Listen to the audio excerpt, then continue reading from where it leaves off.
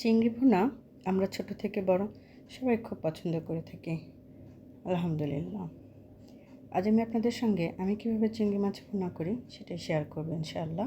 আশা করছি সবাই অনেক ভালো আছেন এবং সুস্থ আছেন। শুরুতেই সবার কাছে আমার ছোট্ট একটি অনুরোধ, যারা এখন আমার চ্যানেলটি সাবস্ক্রাইব করেনি তারা প্লিজ আমার ইউটিউব চ্যানেলটি সাবস্ক্রাইব করে রাখবেন, এবং যারা আমার ফেসবুক পেজটি ফলো করে রাখেননি তারা প্লিজ ফলো করে রাখবেন।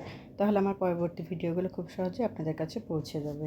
মূল রান্নায় চলে আসি। প্রথমে আমি চিংড়িটাকে ভালো করে কেটে নিচ্ছি। আপনারা অলরেডি দেখতেই পাচ্ছেন আমি প্রথমে চিংড়ির পাগুলোকে কেটে নিলাম, তারপর মাথার উপরের অংশটা কেটে নিলাম, তারপরে আমি মাথার ভেতর থেকে ময়লাটা বের করে নিলাম এবং পিঠের উপরে সামান্য একটু কেটে নিয়ে সেখান থেকে যে রগটা থাকে সে রগটাও আমি বের করে নিলাম। এভাবে আমি সবগুলো মাছই কেটে নিলাম। তারপর আমি মাছগুলিকে খুব ভালো করে পরিষ্কার করে নিলাম।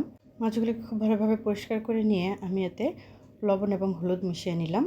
খুব ভালো করে মেখে নিয়ে আমি এটাকে তেলে ভেজে নিলাম। 2-3 বার উল্টে পাল্টে আমি মাছগুলোকে খুব ভালো করে ভেজে নিলাম। যেদিন এই চিংড়ি ভুনাটা করা হয় সেদিন আসলে দেখা যায় যে আমাদের খাবার পরিমাণটা একটু বেড়েই যায়। অন্য কোনো আইটেম খুব একটা খাওয়া হয় না, দেখা যায় যে এই চিংড়ি ভুনা দিয়ে আমাদের খাবারটা কমপ্লিট হয়ে যায়। তারপরে আমি মাছগুলোকে উঠিয়ে নিলাম।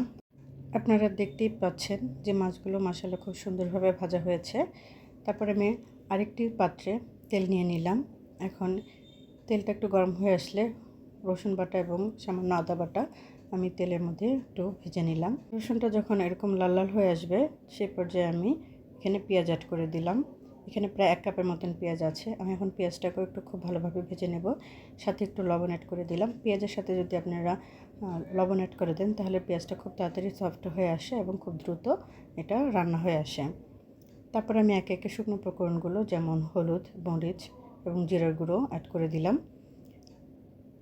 এখন এটাকে এই মশলাগুলোকে একটু তেলে ভেজে নিয়ে আমি সামান্য পানি অ্যাড করে দিলাম। সামান্য পানি বলতে এখানে আমি 1 কাপের মতন পানি অ্যাড করে দিয়েছি। এখন এই পানিটাকে খুব ভালোভাবে শুকিয়ে নেব, অর্থাৎ খুব ভালোভাবে মশলাটাকে কষিয়ে নেব। যখন এরকম তেল উপরে উঠে আসবে সেই পর্যায়ে আমি আরও 2 কাপ পানি এখানে অ্যাড করে দিব। পানিটা যখন খুব ভালোভাবে বলক চলে আসবে সেই পর্যায়ে আমি ভেজে রাখা চিংড়িগুলো অ্যাড করে দেব। তারপরে আমি এখানে কিছু কাঁচামরিচ অ্যাড করে দেব। এখন কিছুটা সময় আমি এটাকে রান্না করে নেব। ঝোলটা একদমই শুকনো শুকনো হয়ে আসা পর্যন্ত আমি এটাকে রান্না করে নেব। অলরেডি আমার রান্নাটা কমপ্লিট হয়ে গেছে এবং ঝোলটাও খুবই শুকিয়ে এসেছে এবং মাখো মাখো হয়ে এসেছে। আমি এখন এটাকে পরিবেশন করে নিচ্ছি। আমি আসলে একটু আলসে টাইপের, তাই চামচ দিয়ে বাটতে আমার একটু আলসেমি লাগে। আমি এর জন্য ম্যাক্সিমাম সময় আপনারা হয়তো দেখতেই পান যে আমি একদম কড়াইসহ ঢেলে দেই। যাই হোক, এই হচ্ছে আমার ফাইনাল লুক। আলহামদুলিল্লাহ।